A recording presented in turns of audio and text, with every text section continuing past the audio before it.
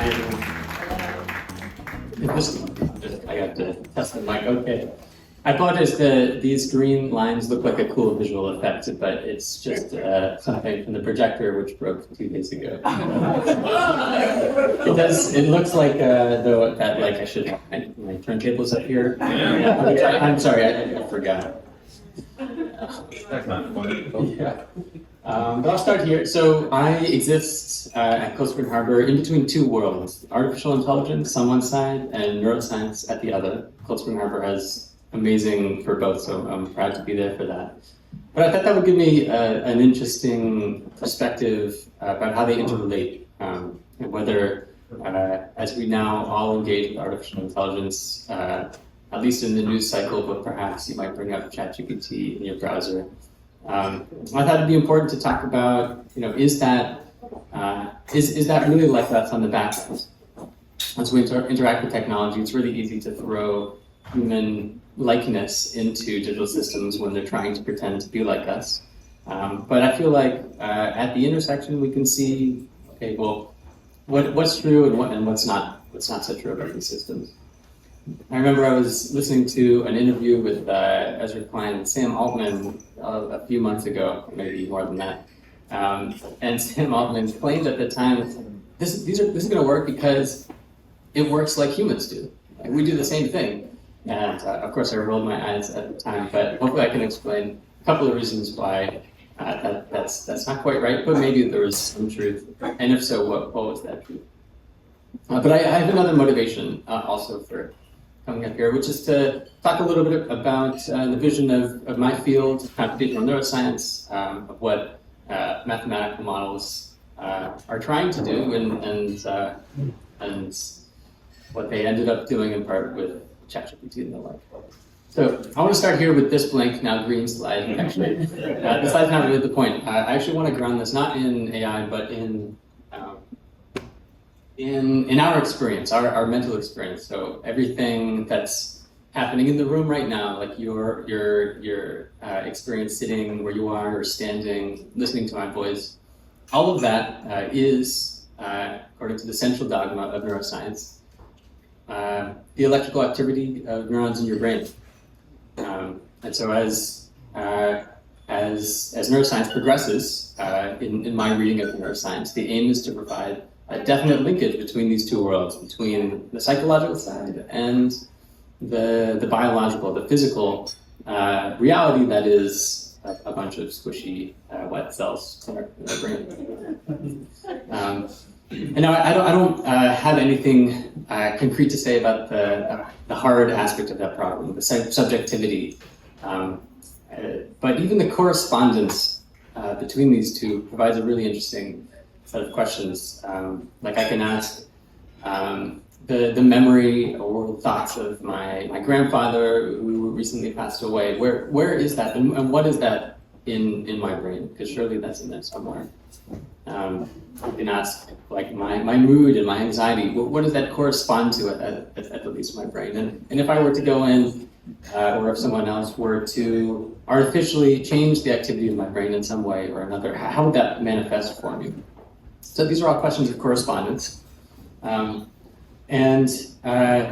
neuroscience, I hope, is this sort of magnifying glass of looking at psychology and showing how if we zoom in, we can see how psychology is really made up at the small scale of cell biology, of the microscale.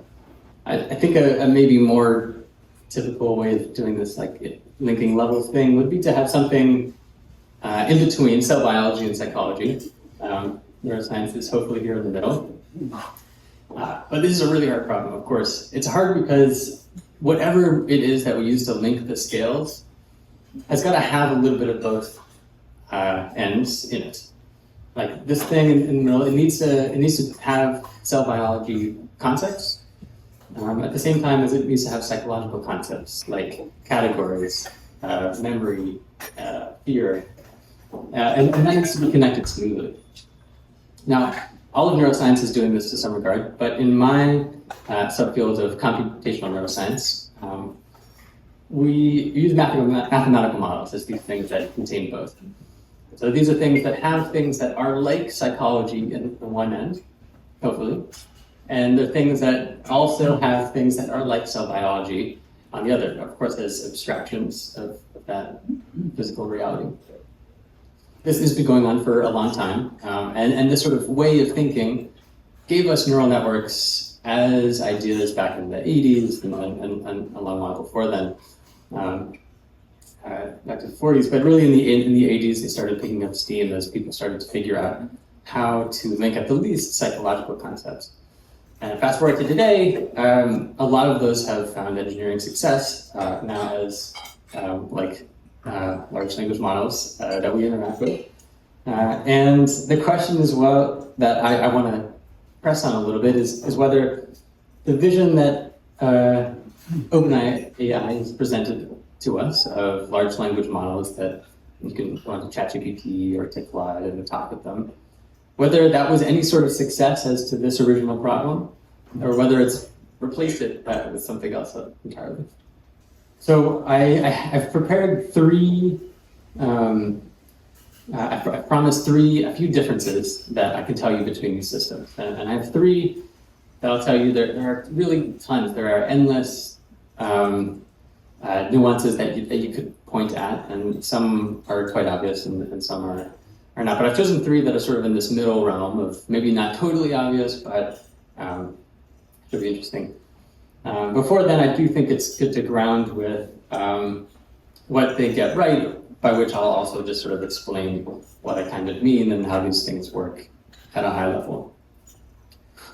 So I think that as a neural network system, a connectionist system, what these get right is just the most general thing that hasn't changed for decades, which is the idea that in our brains, representations and categories and concepts correspond to distributed patterns of neurons. So a dog might have some particular pattern across the brain. Every time I see a dog, a particular pattern will arise. A goat and a hammer. So it's not like there's like one like dog cell in my brain. So this is not unique to large language models. This is sort of any type of connectionist system. We call it connectionist, but just the because they're defined by the connections in neural networks, but the representations as these patterns of activity is core, key.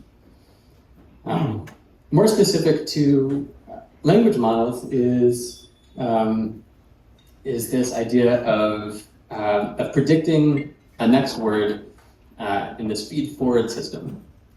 Okay, so if I have a certain sentence, like the funding for science is, this block of text moves through a large language model,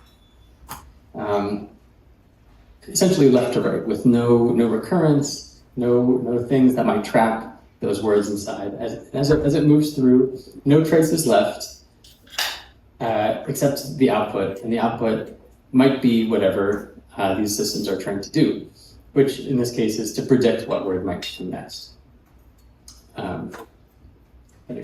We had some volunteers from the audience to predict some next words here. Endangered.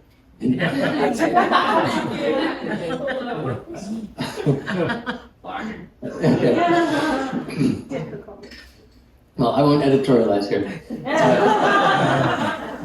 The point I want to raise is that it's really a left to right system. And after I pass the sentence through, there's no trace of that word as you're interacting with it as a user.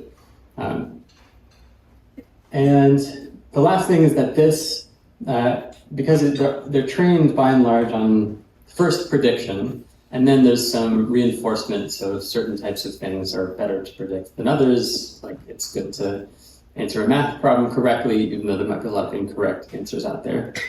And so that gives rise to a set of features which a lot of philosophers and neuroscientists have also theorized for a really long time about how at least part of our cognition works, which is this idea of predictive processing. And it's related to a lot of really interesting concepts that underlie a lot of our thinking.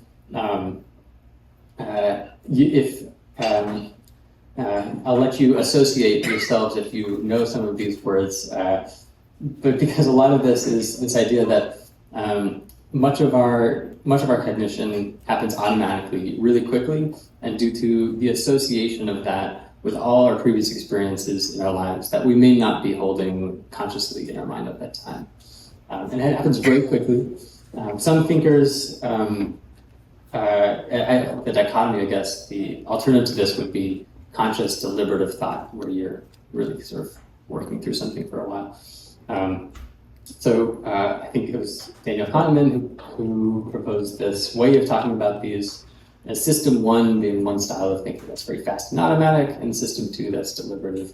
I think there are way more than just two, including motor control and everything else. But all right, so this is something that is basically all of what neural networks, large language models are doing. They're just predicting the next word. And I think why I say it gets right is because there's some evidence that a lot of our perception and language production is built that way.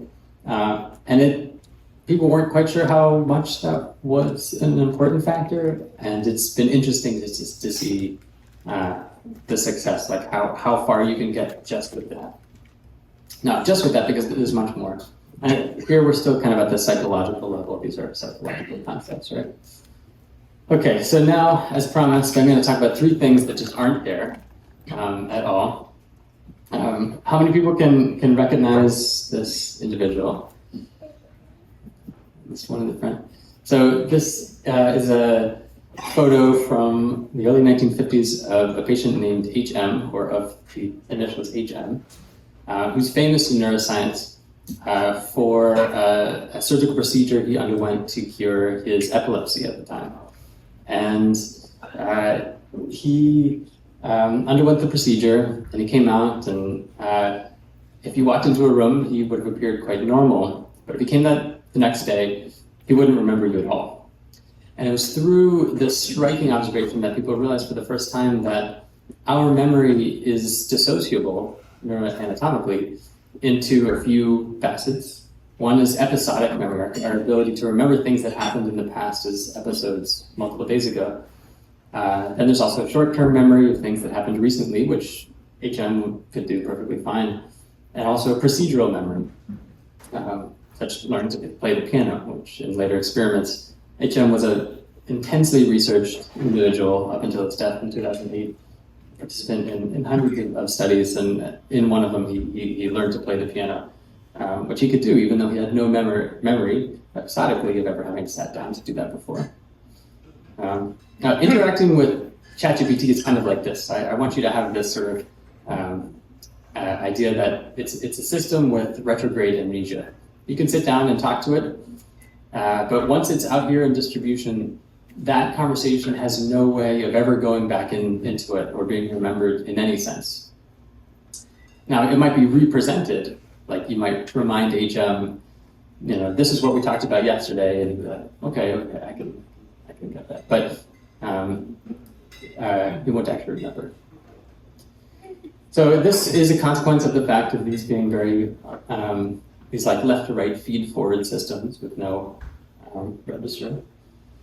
A second psychological concept that these systems don't have, which is, I think, a less obvious corollary of this first one, is consolidation.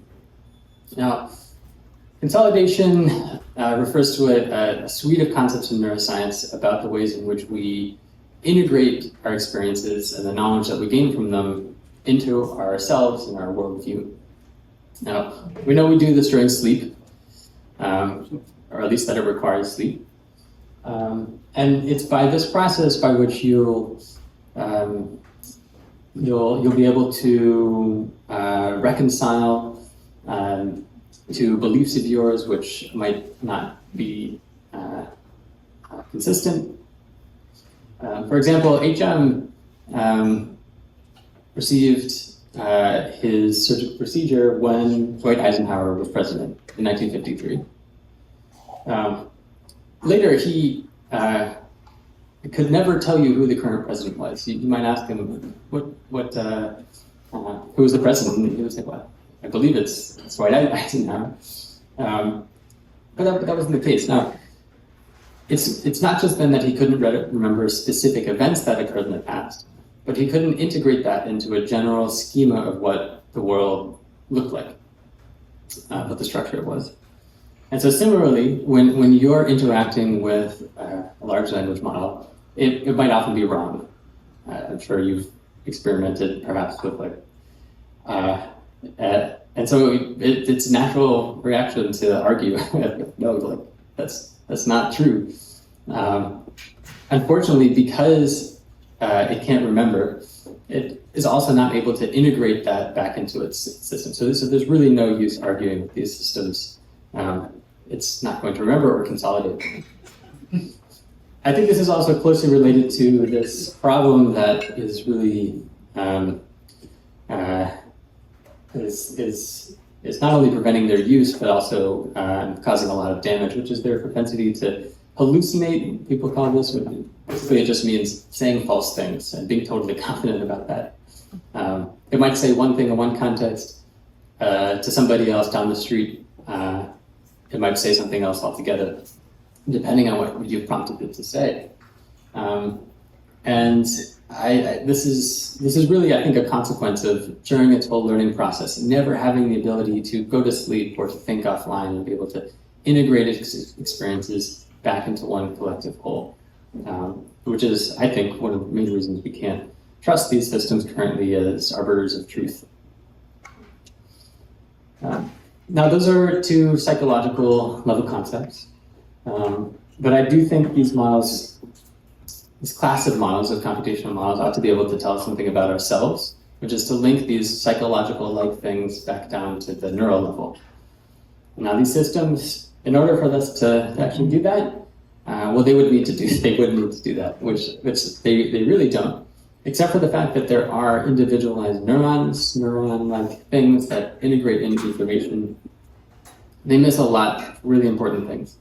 So a few of these, this is an image of a neuron, and neurons have these beautiful long shapes. These are called dendrites, which allow, as the neuron receives information on each of these, this might integrate in a very particular way. None of that is present. And as a result of this, another huge difference would be that this is one particular cell type, but I could have shown many other types of neurons up here with different shapes, and not only shapes, all sorts of different properties. We now know the human brain contains, depends on the analysis, but even the conservative estimates would say over 1,000 different cell types exist within our brains in various areas, and also within a particular area. And there's this huge diversity, and we've only really started to discover this in the past 10 years due to advances in new methods. But it's unclear exactly what all these cell types specialize in or what they're for, but at least we can say that they're not present in these artificial systems. So we'll never be able to look to these artificial systems and say, like, what are cell types for? Because we didn't build them that way. Another thing that they don't have is spikes. So neurons, as they integrate in information, will eventually reach a threshold where they will what we call spike, where there's this huge surge in electrical potential that gets passed down all the way through and serves as the messaging medium between neurons. This is not present in artificial neural networks, which don't spike. They're just these continuously integrating units.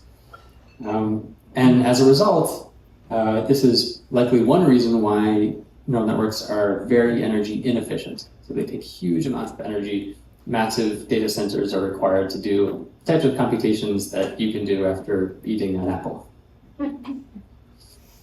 Finally, they don't have the neurons in an artificial network.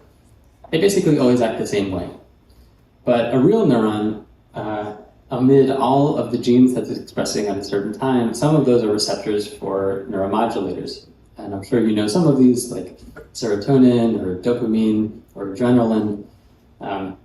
Neuromodulators change the way a whole neural network works because every cell is sensitive to each of them.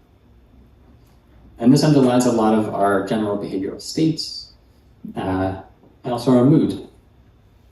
It's also integral to some of our key cognitive processes, like beginning an action or learning. For example, in Parkinson's, as neurons which release dopamine begin to die, they're the first cell types to die in the brain. One of the first consequences is the loss of fidelity in motor control and the ability to initiate a new action. And this is not due to the neural network, but it's due to the ways in which the neuromodulation changes over time. Now, ultimately, all of these are things that I think if we're going to use mathematical models to link psychology to ourselves, we're going to need to build into our knowledge, including our mathematical models, which link to our experimental knowledge to help us make sense of it all. So I'm excited to see what will happen in the future there, but I know at least that ChatGPT is not going to really help us with that at all. Okay, and so with that, I'll conclude those three. There are many more differences, and I'm happy to answer and any question about this related matters. So thank you.